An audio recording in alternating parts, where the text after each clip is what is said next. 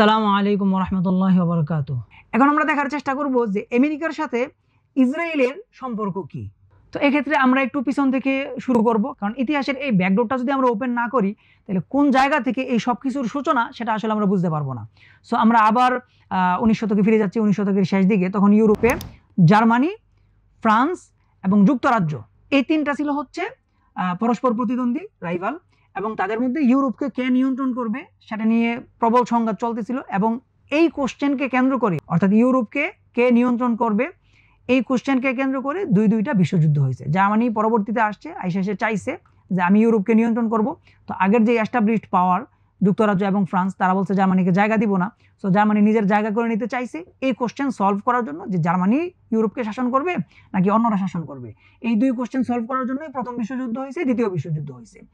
তো 19 শতকের একদম শেষ দিকে ইউরোপে যখন এই প্রতিযোগিতা চলতেছিল, তখন পর্যন্ত ইউরোপ ছিল বেসিক্যালি কয়লা ভিত্তিক জ্বালানি, অর্থাৎ তাদের জ্বালানির একদম সোল সোর্স ছিল হচ্ছে কয়লা, এবং এগুলো তখনও পর্যন্ত ইউরোপ থেকেই মানে কালেক্টেড হইতো।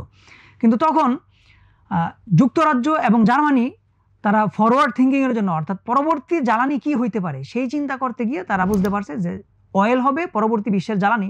ফলে যদিও এখন আমরা কয়লা ভিত্তিক, কিন্তু ফিউচার আমরা যদি নিয়ন্ত্রণ করতে চাই তাহলে আমাদের অবশ্যই তেলের দখলটা নিতে হবে। তো এই চিন্তা থেকে ব্রিটেন তেল খুঁজতে শুরু করে। এবং এক্ষেত্রে খুবই ইন্টারেস্টিং কিছু তথ্য আছে যে ব্রিটেন প্রথম পৃথিবীর হিস্ট্রিগুলো ঘাটা শুরু করেছে, কোন অঞ্চলে তেল আছে। তখনও কিন্তু এখন পর্যন্ত এখনকার যে সময়, এই সময়ের মতো যেই অ্যাডভান্স টেকনোলজি, সেই টেকনোলজি ডেভেলপ হয় নাই, যার ফলে ম্যানুয়ালি তারা এগুলো সার্চ করতে হয়েছে যে কোথায় তেল আছে। তখনও পর্যন্ত এরকম কি বলে রিগার বা তেল উত্তোলনের যেই প্রযুক্তি, সেগুলো আবিষ্কার হয় নাই।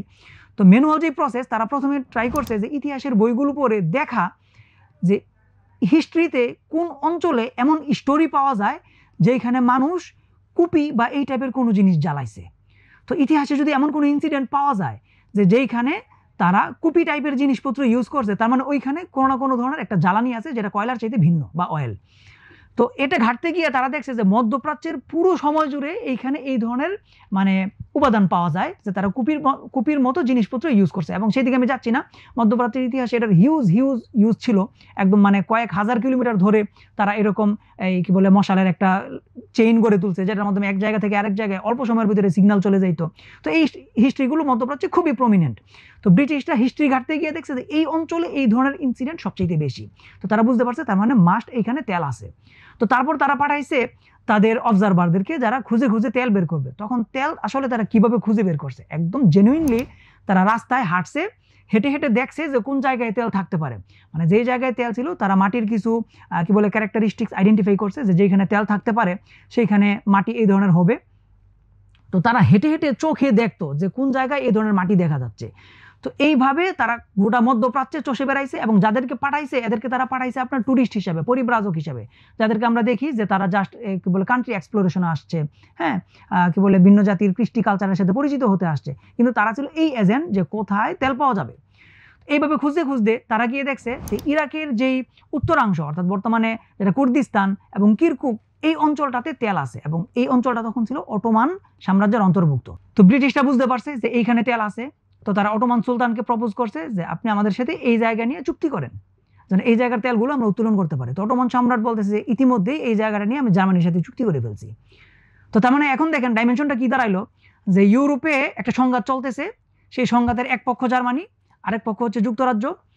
এবং যুক্তরাজ্য যখন মধ্যপ্রাচ্যে তেল খুঁজে পাইছে, তেল খুঁজে পায় সে দেখে এটা ইতিমধ্যে জার্মানি দখল করে নিছে। তো এটা তার জন্য একটা ভয়াবহ শক ছিল যে তার মানে এই সেক্টরে জার্মানি আমার চাইতে আগায় গেছে। সো ভিন্ন জায়গায় খুঁজতে শুরু করছে যে তাইলে অটোমান সাম্রাজ্যের বাইরে আর কোথায় কোথায় তেল থাকতে পারে। তখন সে গিয়ে ইরানে তেল খুঁজে পায়, এবং সর্বপ্রথম ইরানের সাথে যুক্তরাজ্যের চুক্তি হয় যে ইরানের তেলগুলো যুক্তরাজ্য উত্তোলন করবে। এবং এখানে খুবই ইন্টারেস্টিং একটা পয়েন্ট, যে ইরানের যে অঞ্চলটাতে তেল খুঁজে পাইছে সেটা হচ্ছে খুজেস্তান। আমাদের এই আক্রমণে বারবার খুজেস্তানের নাম ঘুরে ফিরে আসছে। তো আপনারা যদি খুজেস্তানের লোকেশনটা দেখেন, খুজেস্তানের লোকেশন হচ্ছে একদম পার্সিয়ান গালফের যেই মাথা, অর্থাৎ যেখানে গিয়ে পার্সিয়ান গালফ শেষ হয়েছে এবং ইরানের ভূখণ্ড শুরু হয়েছে, ঠিক ওই মাথায়, আর এর পাশেই হচ্ছে কুয়েত। তো এই জায়গাটাতেই ব্রিটেন নিজের অয়েল ফিল্ডগুলো স্থাপন করছে, এবং এইখানে সে মিলিটারি বেজ স্থাপন করছে। তাহলে এই জায়গাটা কেন গুরুত্বপূর্ণ ছিল? কারণ হচ্ছে যদি কখনো যুদ্ধ লাগে, তাহলে জার্মানি ওই যে ইরাকের ভিতরে তার অয়েল ফিল্ড আবিষ্কার করছে, এবং ওইখান থেকে সে তেলগুলো নিবে, তেলগুলো সে বেসিক্যালি নিতে হবে দজলা নদী দিয়ে, মানে এগুলোকে ট্রান্সপোর্ট করতে হবে। এবং দজলা নদী এই পার্সিয়ান গালফে এসে পড়ছে কুয়েতের ভিতর দিয়ে, অর্থাৎ ব্রিটেন তার লোকেশনটা এমন জায়গায় রাখছে একদম নদীর মোহনার মাথায়। অর্থাৎ কখনো যদি ব্রিটেন মনে করে যে আমি জার্মানির তেল সরবরাহ বন্ধ করে দিব, সে জাস্ট নদীর মোহনাটা অফ করে দিলেই হচ্ছে। সে ইরাকে গিয়ে ওই যেইখান থেকে সে তেল উত্তোলন করতেছে সেটাকে বন্ধ করার কোনো প্রয়োজন হচ্ছে না। তার মানে ইউরোপে কখনো যদি জার্মানির সাথে গন্ডগোল বাঁধে, তাহলে সে জার্মানিকে ব্যাকওয়ার্ডে পাঠিয়ে দিতে পারবে জাস্ট এখানে তেলের যেই মুখটা, নদীর যেই মোহনাটা, সেই মোহনাটা বন্ধ করে দেওয়ার মাধ্যমে। এবং জার্মানি ওটা বুঝতে পারছে যে ব্রিটেন যেই জায়গায় নিজের অয়েল ফিল্ডগুলো গড়ে তুলছে সেটা খুবই স্ট্র্যাটেজিক, মানে স্ট্র্যাটেজিক্যালি গুরুত্বপূর্ণ পয়েন্ট। তো এই ঘটনাগুলো ঘটতে ঘটতে প্রথম বিশ্বযুদ্ধ শুরু হয়ে গেছে। আমরা যখন ব্রিটেনের সাথে ইরানের এই তেলের লেনদেনের কথাগুলো বলতেছি, এগুলো হচ্ছে 1900 থেকে 1910 পর্যন্ত এই সময়ের ঘটনা। এবং 1914-তে প্রথম বিশ্বযুদ্ধ শুরু হয়ে গেছে। তো প্রথম বিশ্বযুদ্ধের পর মধ্যপ্রাচ্যের সেট আপ কী ছিল? প্রথম বিশ্বযুদ্ধের পর মধ্যপ্রাচ্যের সেট আপ ছিল হচ্ছে যে মধ্যপ্রাচ্যকে ফ্রান্স এবং যুক্তরাজ্য ভাগাভাগি করে নিয়ে নিছে। যে সিরিয়া এবং লেবানন গেছে ফ্রান্সের অধীনে, আর ইরাক, ফিলিস্তিন, জর্ডান এগুলো গেছে ব্রিটেনের অধীনে বা যুক্তরাজ্যের অধীনে। তো এই জায়গাগুলোর তেল তারা ভাগ বাটোয়ারা করে নিত এবং এইভাবেই দ্বিতীয় বিশ্বযুদ্ধ পর্যন্ত ছিল। এবং দ্বিতীয় বিশ্বযুদ্ধের পর যখন প্রথম বিশ্বযুদ্ধের যে সেট আপটা ছিল, প্রথম বিশ্বযুদ্ধ থেকে দ্বিতীয় বিশ্বযুদ্ধ পর্যন্ত মধ্যপ্রাচ্যকে যে এই কি বলে ইউরোপিয়ান পাওয়ারগুলো নিয়ন্ত্রণ করছে, এটার যে পদ্ধতি সেটাকে আমরা সবাই জানি যে ম্যান্ডেট সিস্টেম বলে। অর্থাৎ জাতিসংঘ যেই প্রতিষ্ঠান, এর মতো আরেকটা প্রতিষ্ঠান ছিল, সেটা ছিল লিগ অফ নেশনস। তো লিগ অফ নেশনসের থ্রুতে এই সুপার পাওয়ারগুলো এই রেজলিউশন পাস করে নিছে যে মধ্যপ্রাচ্যের যে রাষ্ট্রগুলো আছে তারা এখনো পর্যাপ্ত পরিমাণ প্রাপ্তবয়স্ক হয় নাই, তারা নিজেরা নিজেদেরকে রুল করতে পারবে না, সো তাদের হয়ে আমরা তাদেরকে শাসন করে দিব। তো এই ভাগাভাগিটা যেটা হয়েছে সেটা হচ্ছে ম্যান্ডেট। তো এই ম্যান্ডেট দ্বিতীয় বিশ্বযুদ্ধ পর্যন্ত ছিল। তো দ্বিতীয় বিশ্বযুদ্ধের পরে এই ম্যান্ডেট সিস্টেমটা ভেঙে যায়। তখন আমেরিকা খুব করে চাচ্ছিল যেন পৃথিবী হয় একটা ফ্রি ট্রেড জোন, অর্থাৎ কোথাও কোনো রাষ্ট্রের এরকম একচ্ছত্র আধিপত্য না থাকে, বাজারগুলো যেন উন্মুক্ত হয়। এটা আমেরিকা কেন চাচ্ছে? এটা আমেরিকা এই জন্য চাচ্ছে যে সে হচ্ছে লেট কামার, যে মধ্যপ্রাচ্যের তেল তার লাগবে, কিন্তু এই তেলকে ইউরোপিয়ান পাওয়ারগুলো দখল করে রাখছে এই সেট আপের মাধ্যমে। ফলে এই সময় থেকে আমেরিকা খুব বেশি ফ্রি ট্রেড, ফ্রি মার্কেট এগুলোর মানে প্রবক্তা হয়ে ওঠে। এর উদ্দেশ্য কী ছিল? উদ্দেশ্য হচ্ছে যে যেই জায়গাগুলোতে ফ্রি ট্রেড হবে না, ফ্রি মার্কেট হবে না, সেখানে তো সে অ্যাক্সেস পাবে না। তো তার অ্যাক্সেস নিতে গেলে সেই জায়গাটা ফ্রি হতে হবে।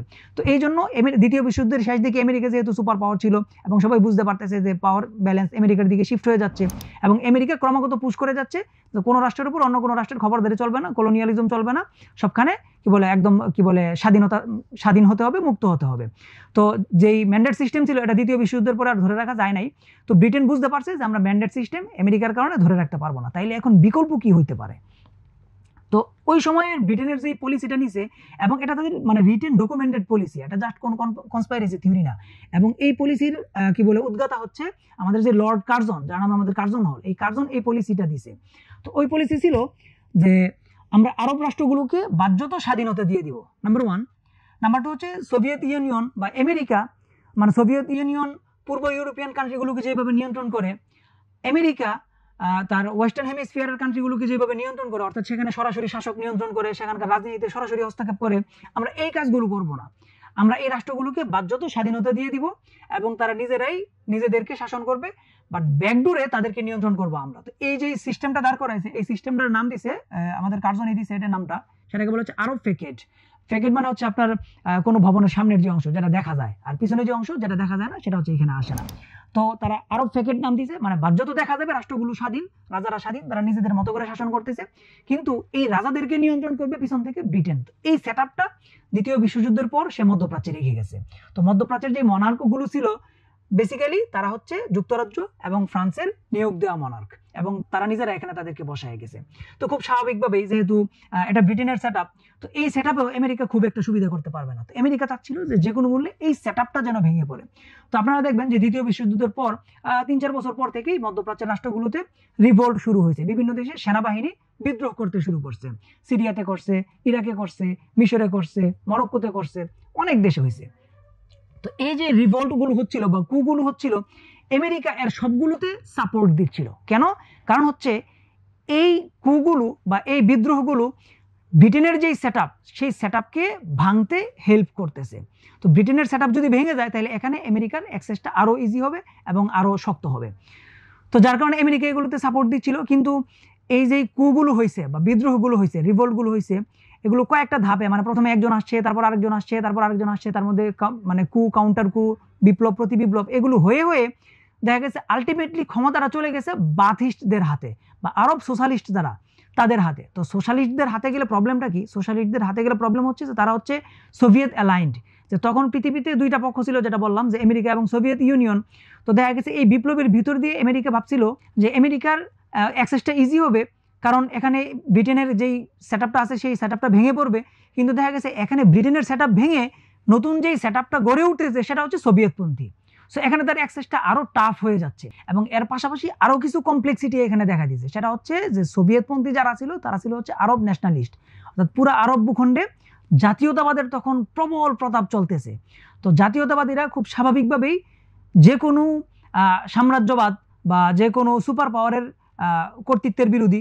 ফলে এটা যেমন ব্রিটেনের বিরোধী, এটা যেমন ফ্রান্সের বিরোধী, ঠিক একইভাবে এটা আমেরিকারও বিরোধী।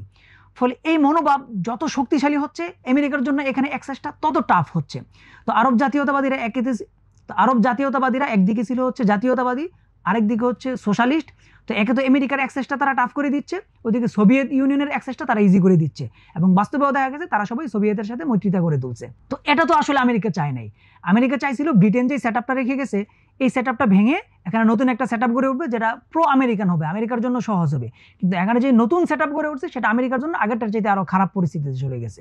তো এখন এটাকে কিভাবে ট্যাকেল দেওয়া যায়? তো এই ছিল হচ্ছে আমেরিকার সিচুয়েশন, এবং এখানে খুবই ক্রুশিয়াল একটা ঘটনা ঘটছে। সেটা হচ্ছে যে আমাদের যখন মধ্যপ্রাচ্যে আমেরিকান যেই বেসগুলো আছে, মিলিটারি বেস, তো এগুলোর আলোচনা যখন আসে তখন আমরা অনেকেই ফোকাস করি হচ্ছে উপসাগরীয় যুদ্ধ, প্রথম উপসাগরীয় যুদ্ধ অর্থাৎ 1991 সালে যেটা হয়েছে।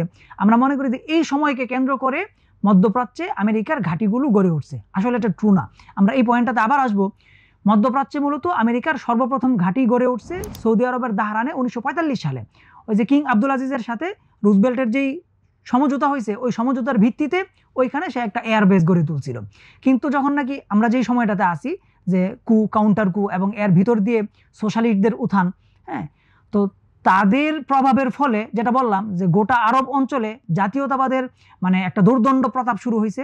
তো এই প্রতাপের ফলে সৌদির বাচ্চার উপর প্রচণ্ড প্রেশার ক্রিয়েট হয়েছে যে এখানে আমেরিকার কোনো বেস থাকা যাবে না, কারণ আমেরিকানকে তারা দেখতেছে সাম্রাজ্যবাদী হিসাবে। তো সাম্রাজ্যবাদের কোনো বেস মধ্যপ্রাচ্যে থাকা যাবে না, জাতীয়তাবাদীরা এটা দিবে না। তো এই চাপের কারণে 1962 সালের দিকে আমেরিকার এই বেসটা ক্লোজ করে ফেলতে হয়েছে।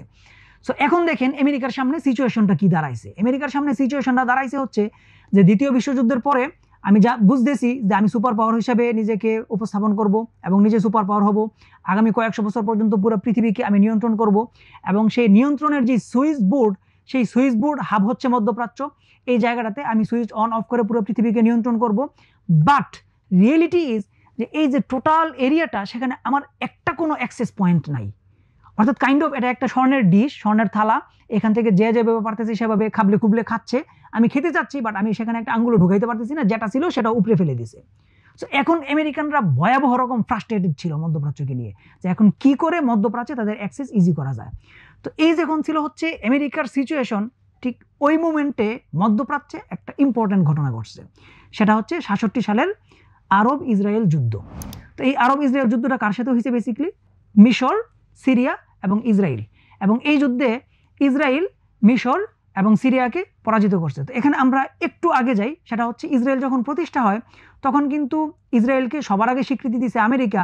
বাট আমেরিকার এই রেজিয়নে যে স্ট্র্যাটেজিক ইন্টারেস্ট বা কৌশলগত যে স্বার্থ, সেই স্বার্থের জন্য কিন্তু ইসরায়েল খুব বেশি হেল্পফুল ছিল না।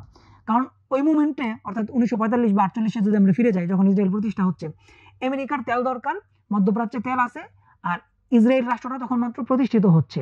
সো এই রাষ্ট্রটা মধ্যপ্রাচ্যে কি পরিমাণ প্রভাব বিস্তার করতে পারবে, তার কি বলে তার ভিতরে তেল পাওয়া যাবে কি যাবে না, অর্থাৎ জ্বালানির যেই স্বার্থ, এই স্বার্থ ইসরায়েলকে দিয়ে কদ্দূর পুরা হবে এটা আমেরিকা নিশ্চিত না। ফলে স্বীকৃতি দিলেও ইসরায়েলের সাথে আমেরিকা তখন খুব বেশি মাখামাখিতে যায় নাই। কেন যায় নাই? কারণ হচ্ছে যেহেতু আরব রাষ্ট্রগুলো ইসরায়েল বিরোধী, ফলে ইসরায়েলের সাথে যদি অ্যালায়েন্স করে তাহলে আরব রাষ্ট্রগুলো ক্ষুব্ধ হবে এবং আমেরিকার স্বার্থ এখানে ক্ষুণ্ণ হবে, কারণ আরব রাষ্ট্রগুলোর হাতেই তো তখনও পর্যন্ত প্রধানত তেলগুলো ছিল। তো যার কারণে শুরুর দিকে এটা হচ্ছে মানে ধরি মাছ নাচুই পানি এরকম একটা সিচুয়েশন। হ্যাঁ, আমি ইসরায়েলকে স্বীকৃতিও দিচ্ছি কিন্তু তার সাথে সম্পর্কেও যাচ্ছি না, মাখামাখিতেও যাচ্ছি না, এরকম একটা সিচুয়েশন। তো এই সিচুয়েশনটা আবার চেঞ্জ হয়ে যায় আমরা যেই মোমেন্টে ছিলাম 1966 সালে।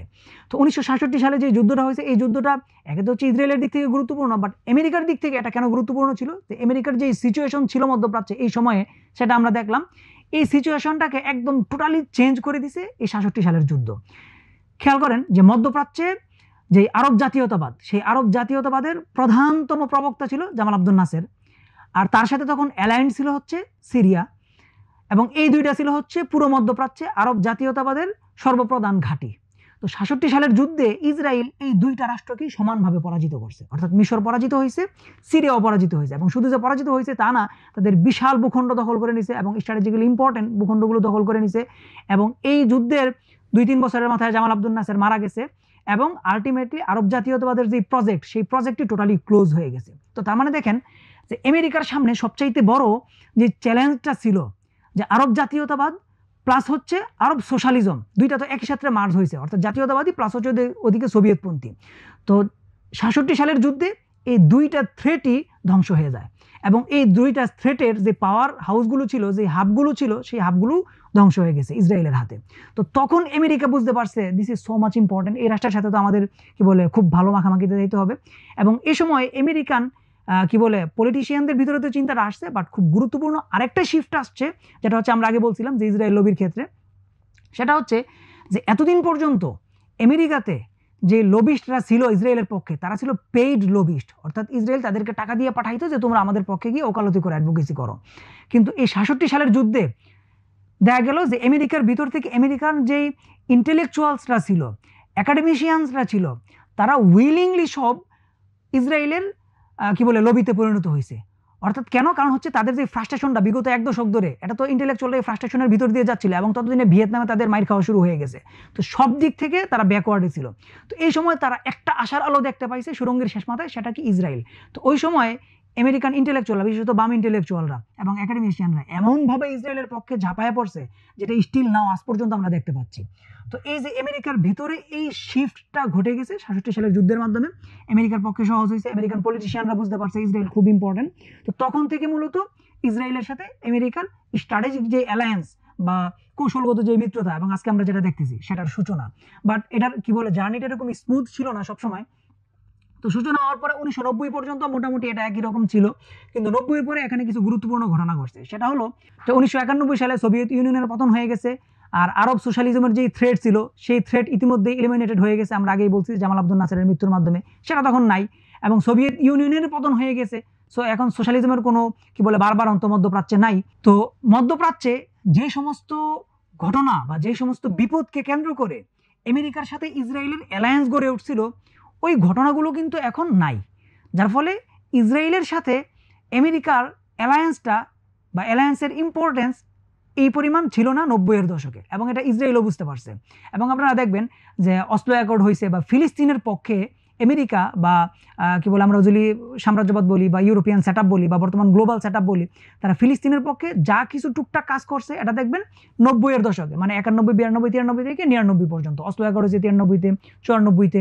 তো এই সময়টাতে কেন এই অ্যাকর্ডগুলো হয়েছে? এই সময়টাতে অ্যাকর্ডগুলো হয়েছে কারণ এই সময়টাতে ইসরায়েলের ইম্পর্টেন্স তাদের কাছে কমে গেছে, যার ফলে তারা ইসরায়েলকে খুব বেশি প্রেশার দিছে।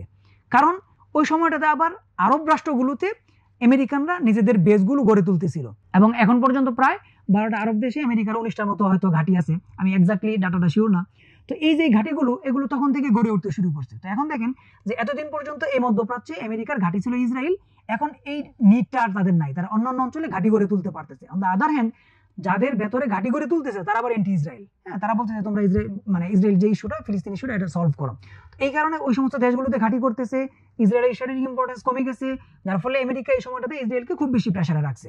তো ইসরায়েল এটা ফিল করতেছিল যে আমেরিকার কাছে আমার রিলিভেন্স কমে গেছে, এবং এটা যদি চলতে থাকে তাইলে অদূর ভবিষ্যতে দেখা যাবে যে এই অঞ্চলে আমেরিকার প্রধান মিত্র ইসরায়েল না, আমেরিকার প্রধান মিত্র অন্যান্য আরব রাষ্ট্রগুলো হয়ে গেছে। তো এটা ইসরায়েলের জন্য খুব ভয়াবহ একটা ঘটনা ছিল, কারণ পশ্চিমা বিশ্বের কাছে ইসরায়েল যদি রিলিভেন্ট থাকতে না পারে, তাহলে ইসরায়েল আসলে পৃথিবীর ইতিহাসে রিলিভেন্ট থাকবে না। তো এই সময়টা পার হয়ে ২০০১ সালে বর্তমান ইসরায়েলের যে প্রধানমন্ত্রী বেঞ্জামিন নেতানিয়াহু, সে একটা বই লিখছে, বইটা আপনারা অ্যামাজনে পাবেন, গুগলে পাবেন, ফাইটিং টেরোরিজম। অর্থাৎ ইসরায়েল কিন্তু এই সময়টাতে কন্টিনিউয়াসলি এই ওয়ার অন টেরর, যেটা আমরা বর্তমানে দেখতেছি বা ২০০০ সালের পরে যেটা মানে খুব ব্যাপকভাবে পুরো পৃথিবীতে ছড়ায় পড়ছে, তো এটার মূল ইনফ্লুয়েন্সার ছিল ইসরায়েল। সে এই টোটাল ৯০-এর দশক, যে সময়টাতে সে বুঝতে পারছে আমার আর কোনো রিলিভেন্সি নাই, সোভিয়েত ইউনিয়ন তো পতন ঘটে গেছে, এখন নতুন একটা আইডিয়া আনতে হবে, যে আইডিয়ার এগেনস্টে ফাইট করার জন্য আমেরিকার আমাকে দরকার হবে। তো ওই আইডিয়াটা কি? ওই আইডিয়াটা হচ্ছে terrorism. Which kind of terrorism? Islamic terrorism, fundamentalism. এই ধারণাটা পুরো 90-এর দশক জুড়ে ইসরায়েল পুরো পৃথিবীতে প্রচার করার চেষ্টা করছে যে পৃথিবীতে ইসলামিক ফান্ডামেন্টালিজমের খুব ভয়াবহ উত্থান ঘটতেছে এবং এটাকে প্রতিহত করতে হবে।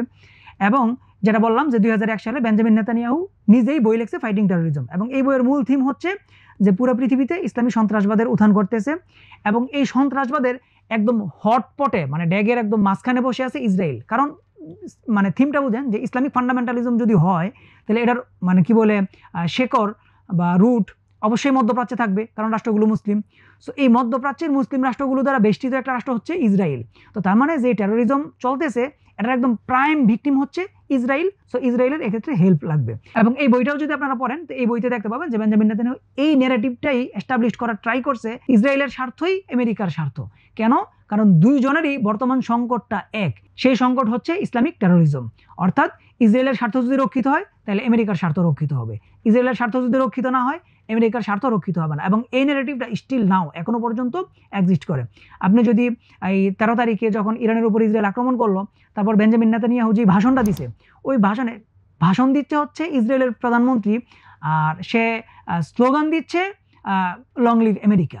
এবং আমি ওই ভাষণটা শুনছি, ওই ভাষণ দেখে আমি কনফিউজ হয়ে গেছি যে এটা কি আসলে ইসরায়েলের প্রধানমন্ত্রীর ভাষণ নাকি আমেরিকান প্রেসিডেন্টের ভাষণ।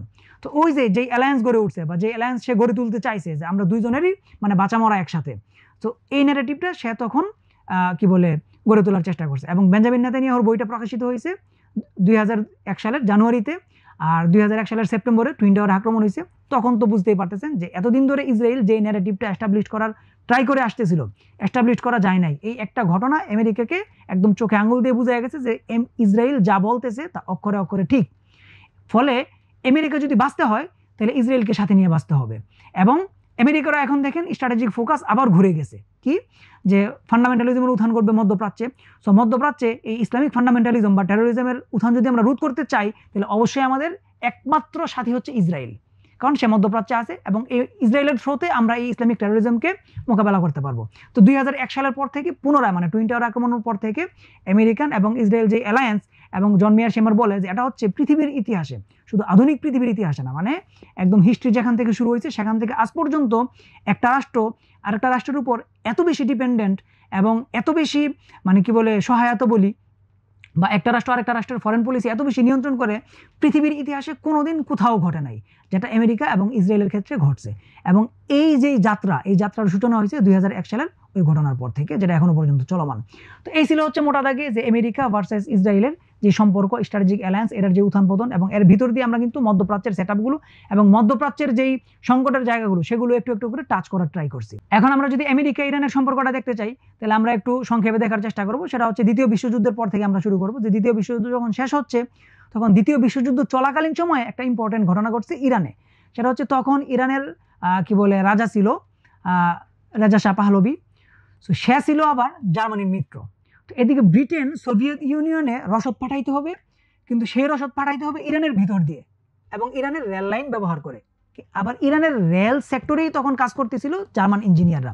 তো এখন দেখেন যে জার্মানির বিরুদ্ধে যুদ্ধ করবে সোভিয়েত ইউনিয়ন, সোভিয়েতদের এখন রসদ দরকার, সেই রসদ যাবে ইরানি রেলপথ দিয়ে, সেই রেলপথ আবার নিয়ন্ত্রণ করে কারা? জার্মানরা। তো জার্মান ইঞ্জিনিয়াররা খুব স্বাভাবিক এটা দিবে না।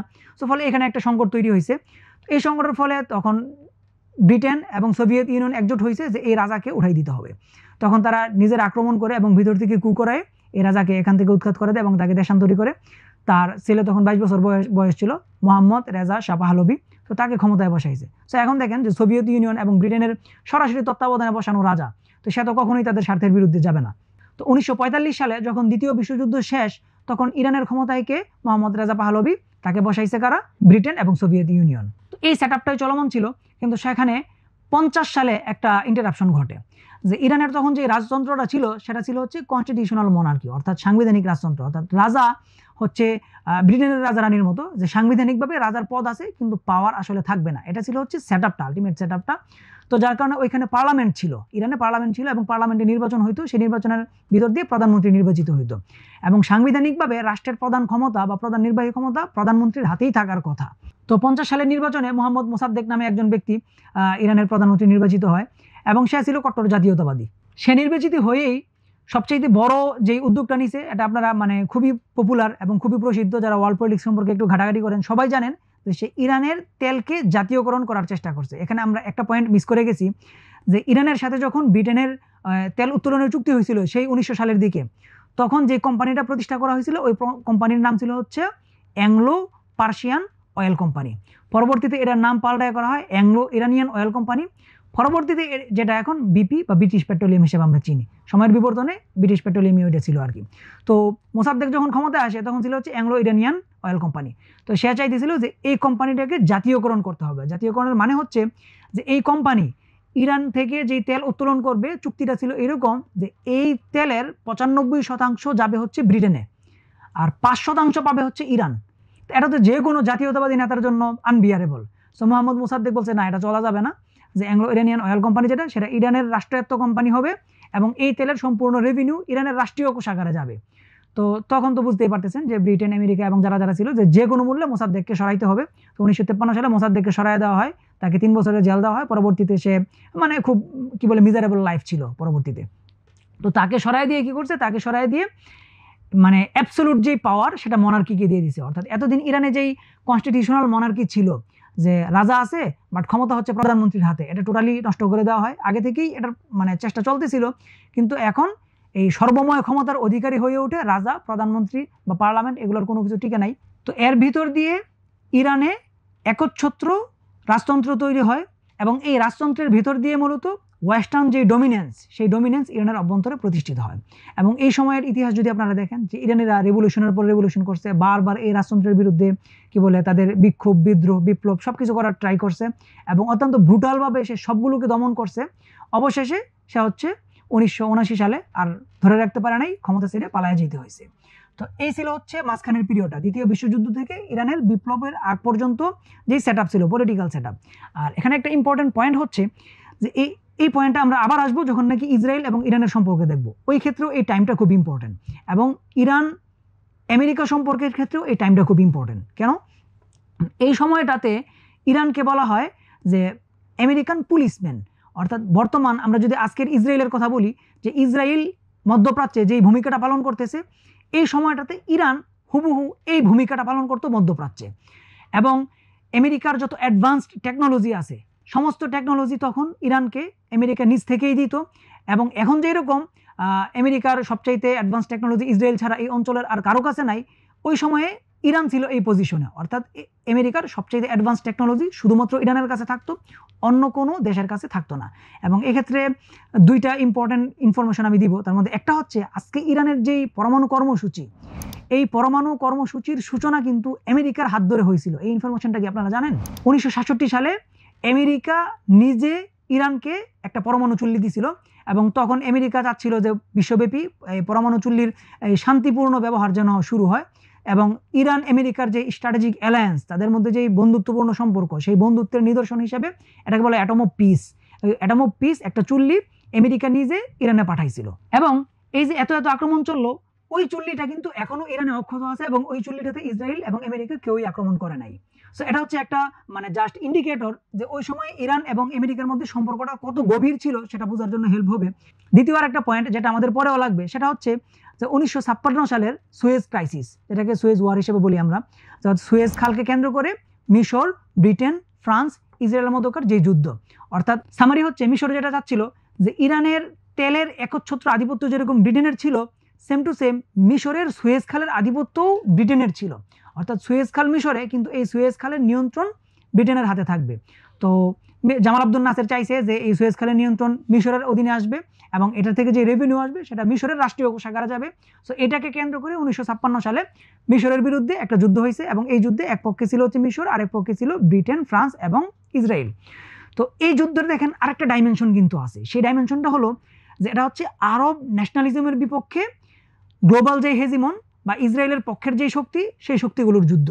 ফলে মধ্যপ্রাচ্যে আরব ন্যাশনালিজমের সাথে অ্যালাইন করে না, অর্থাৎ গ্রেটার মধ্যপ্রাচ্যের অংশ, কিন্তু তারা আরব মানে জাতীয়তাবাদের অংশ না। তো তাদের জন্য কিন্তু এই যুদ্ধটা মানে একটা ডাইমেনশনাল ওয়ার। মানে যদি খুব সোজাভাবে বলি যে গ্রেটার মধ্যপ্রাচ্যের অংশ ইরান, গ্রেটার মধ্যপ্রাচ্যের অংশ ইসরায়েল, মধ্যপ্রাচ্যের অংশ তুরস্ক এবং কেউ কেউ আফগানিস্তান পাকিস্তানকেও ক্ষেত্র বিশেষে এটার ভিতরে ইনক্লুড করেন। তো এখন দেখেন এই রাষ্ট্রগুলো গ্রেটার মধ্যপ্রাচ্যের অংশ, কিন্তু তারা আরব ন্যাশনালিজমের অংশ না, আরব ন্যাশনালিজমকে তারা ধারণ করে না। তো 56 সালের যুদ্ধটা যেহেতু আরব ন্যাশনালিজম ভার্সাস নন আরব ন্যাশনালিজম এই ডাইমেনশনে চলে আসছে, তো এই সময়টাতে মধ্যপ্রাচ্যের যেই রাষ্ট্রগুলো আরবি ভাষী না তাদের মধ্যে একটা কৌশলগত মৈত্রিতা গড়ে উঠছে, অর্থাৎ ইসরায়েল, ইরান, তুরস্ক এবং অন্যান্য রাষ্ট্রগুলো, এবং তাদের বিপক্ষে ছিল আরব ন্যাশনালিজমের সাথে অ্যালাইন করে যে রাষ্ট্রগুলো মিশর, সিরিয়া, ইরাক, ওইগুলো। তো আমরা যে সময়টাকে কভার করলাম, অর্থাৎ দ্বিতীয় বিশ্বযুদ্ধের পর থেকে ইরানের ইসলামিক রেভলিউশনের আগ পর্যন্ত, এই সময়টাতে ইরানের অবস্থান কি ছিল, তাদের সাইকোলজিক্যাল ডাইমেনশন কি ছিল, এবং তাদের ওয়ারফেয়ার এবং কৌশলগত অ্যালায়েন্স সেগুলোর ডাইমেনশন কি ছিল, এটা আমরা বুঝতে পারলাম। আর ইসলামিক রেভলিউশনের পরে এখানে একটা ডাইমেনশনাল চেঞ্জ তো অবশ্যই ঘটছে।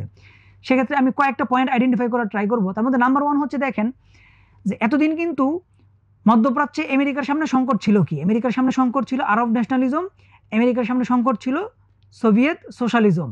এখন নতুন করে আরেকটা সংকট তৈরি হলো, সেটা হচ্ছে ইসলামিক রেভলিউশন বা ইসলামিক যে বিপ্লবের ধারা, সেটা ইরান অন্তত প্রাতিষ্ঠানিকভাবে এটাকে সে প্রচার করতে চায়। তো তৃতীয় আরেকটা মাত্রা যোগ করছে ইরান। তো তার মানে যে আরব ন্যাশনালিজমকে যেভাবে ট্যাকল দিতে হয়, সোভিয়েত সোশ্যালিজমকে যেভাবে ট্যাকল দিতে হয়, ইরানের ইসলামিক রেভলিউশনকেও সেমভাবে ট্যাকল দিতে হবে। একটা নতুন ডাইমেনশন যুক্ত হইলো, নাম্বার 1।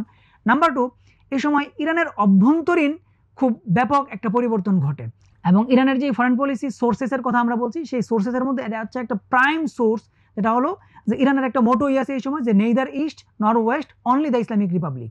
মানে হচ্ছে যে ইরান এখন থেকে ওয়েস্টার্নের কি বলে এলাই হিসেবেও কাজ করবে না, ইস্টার্নের এলাই হিসেবেও কাজ করবে না, বরং অনলি দ্য ইসলামিক রিপাবলিক। এই ওয়ার্ডটা কিন্তু খুবই ইম্পর্টেন্ট ডিপ্লোমেটিক টার্মস থেকে, কারণ বলতেছে অনলি ইসলামিক রিপাবলিক, মানে হচ্ছে ইসলামিক রিপাবলিক নিজে একটা পাওয়ার হাব হয়ে উঠবে, ইসলামিক রিপাবলিক নিজে একটা সুপার পাওয়ার হয়ে উঠবে, এবং তাকে কেন্দ্র করে অন্যান্য রাষ্ট্রগুলো নিজেদের পলিসি সাজাবে। অর্থাৎ তাদের পররাষ্ট্রনীতির যে শিফট, এই শিফটের ভিতরেই এই ইন্ডিকেশন ছিল যে অদূর ভবিষ্যতে ইরান এই অঞ্চলের হেজিমন বা আঞ্চলিক সুপার পাওয়ার হয়ে উঠতে চায়। বাট শুরু থেকেই আমেরিকা এবং ইরানের ইসলামিক বিপ্লবী যে সরকার, এই সরকারের ভিতরে সম্পর্কটা খুব তিক্ত ছিল, বিষয়টা এরকম না। বরং এই তিক্ততার শুরু হয় যখন নাকি যে শাহকে উৎখাত করা হয়েছে। তো 1979 সালের অক্টোবরে এই শাহকে আশ্রয় দিছে আমেরিকা। তাহলে এখন দেখেন ঘটনাটা কি ঘটবে, যে আগের দফায় একবার এরকম হয়েছে, ইরানিদের স্মৃতিতে সেটা খুবই তাজা। 1953 সালে তারা যখন নিজেদের নিয়ন্ত্রণ নিজেদের হাতে নিতে চাইছে, তখন বহির্বিশ্ব তাদের উপর একটা পাপের চাপায় দিছে। এখন ইসলামিক রেভলিউশনের ভিতর দিয়ে যেই শাহকে উৎখাত করা হয়েছে, তাকে আবার নিয়ে গেছে আমেরিকায়। ফলে খুব স্বাভাবিকভাবেই ইরানিরা ধরে নিবে যে আমাদের এই বিপ্লবকে নস্যাৎ করে আমেরিকা শাহকে পুনরায় ইরানে বসাবে। ফলে এর 1 মাস পরেই ইরানের যে রেভলিউশনারিরা ছিল, তারা মার্কিন এম্বাসি অবরোধ করে, এবং এটাকে কেন্দ্র করে 444 দিনের একটা বিশাল ক্রাইসিস তৈরি হয় আমেরিকার সাথে ইরানের। এবং তখন থেকে মূলত দুই পক্ষ দুই দিকে চলা শুরু হয়, অর্থাৎ আমেরিকা একদিকে, ইরান আরেক দিকে। এবং পরবর্তীতে এটাকে বলা হয় ইরানিয়ান হোস্টেজ ক্রাইসিস। এই ক্রাইসিসটা সলভ হয়েছিল এই শর্তে যে আমেরিকা কন্ডিশন দিছে যে ইরানের অভ্যন্তরীণ রাজনীতিতে তারা কোনো হস্তক্ষেপ করবে না, মানে হচ্ছে শাহকে পুনরায় বসানোর ট্রাই করবে না। এই শর্তে ইরান আমেরিকার বন্দীদেরকে যেতে দিছে। তো সর্বশেষ আমরা যদি ইরান ভার্সেস ইসরায়েলের সম্পর্কটা একটু দেখার চেষ্টা করি, সেটা আমরা অবশ্যই ইসলামিক রেভলিউশনের পর থেকে শুরু করব, কারণ ইসলামিক রেভলিউশনের আগে যা ছিল সেটা আমরা বললামই, যে 56 সুয়েজ ক্রাইসিসকে কেন্দ্র করে তাদের মধ্যে একটা অ্যালায়েন্স গড়ে উঠছিল। এবং এই সময়টাতে ইরানের শাহ কিন্তু ইসরায়েলকে ফর্মালি রিকগনিশন দেয় নাই, অর্থাৎ রাষ্ট্র হিসেবে স্বীকৃতি দেয় নাই, কিন্তু ইনফর্মালি সে তাদেরকে স্বীকৃতি দিয়ে দিয়েছিল, এবং ইসরায়েলের একটা প্রতিনিধি দল তেহরানে অবস্থান করত।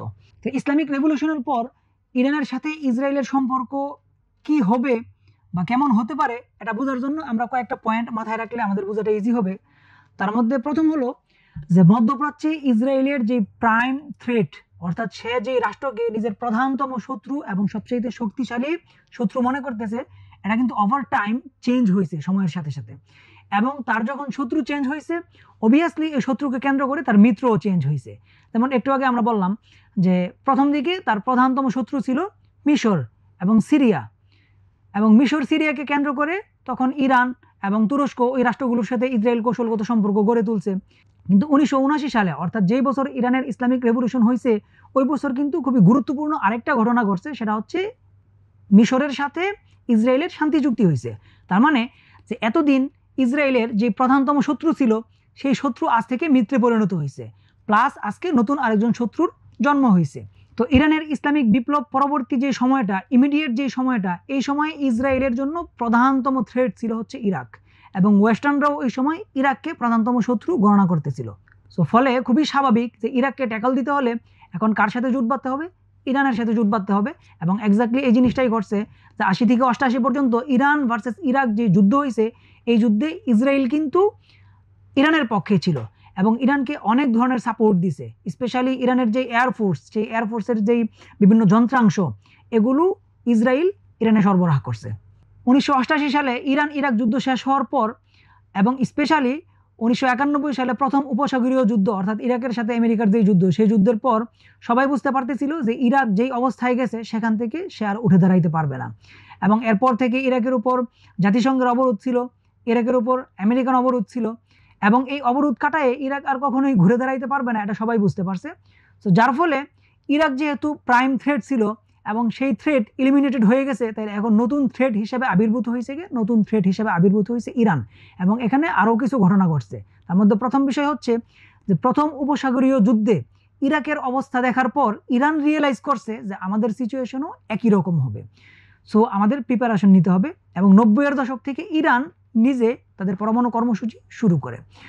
সো ফলে এখন বুঝতেই পারতেছেন যে এতদিন তাদের প্রাইম থ্রেট ছিল ইরাক এবং ইরাক এলিমিনেটেড হয়ে গেছে, এখন তাদের প্রাইম থ্রেট ইরান এবং সেই ইরান পরমাণু কর্মসূচি শুরু করছে। সো অবভিয়াসলি ইরানকে তারা যে কোনো মূল্যে প্রতিহত করতে চাইবে। তো এই ধারাবাহিকতা যখন চলতেছিল, এর ভিতর দিয়ে ঘটলো হচ্ছে 9/11-এর ঘটনা এবং ওয়ার অন টেররের ঘটনা।